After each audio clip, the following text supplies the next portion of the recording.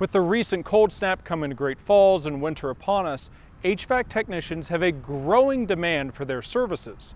There are, however, a few things that you might be able to do to prevent a high bill this winter season. Non-emergency issues get pushed off a little bit just when it's cold like this, because we like to get to those emergency, the people that don't have heat. A few things that homeowners can do themselves are check thermostat batteries, check and change filters, and checking to see if your breakers may have been tripped.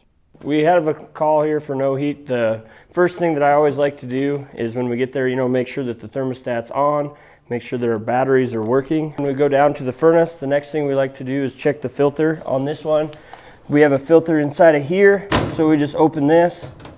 And then this is where your filter would normally be. If it's dirty, we recommend changing it. That causes a lot of issues in furnaces. If you have to flip it more than once, definitely give us a call, but sometimes you can just flip your breaker off and back on, and you might get heat while you're waiting for someone to get there. It might be just something you can try.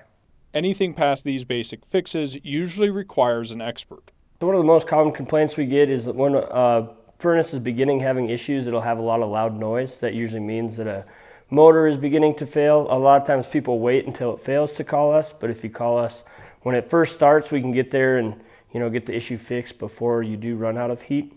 If we have to order parts, sometimes we we'll leave heaters, that way you can stay warm while you're waiting on that part to come in. As you can see, there's lots of wires in there. This is usually where the professional comes in and we'll go through and check some volts, amps, and try to find out where exactly that issue is bad. Like in many things in life, prevention is oftentimes the best medicine. Yeah, so the best way to prevent a furnace failure when it gets cold out is to call before and come out and have us do a service or have someone come do a service.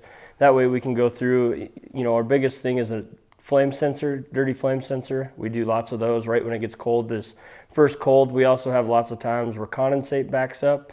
Those are both issues that are addressed in a service. That way you can get it done and not have to worry about those issues anyways when it gets cold out. There are lots of companies, and Kindred is one of them, that we offer 24/7 service. So if you ever do have that emergency, we'd be more than happy to come out and get it handled that night. In Great Falls, I'm James Rowland, MTN News.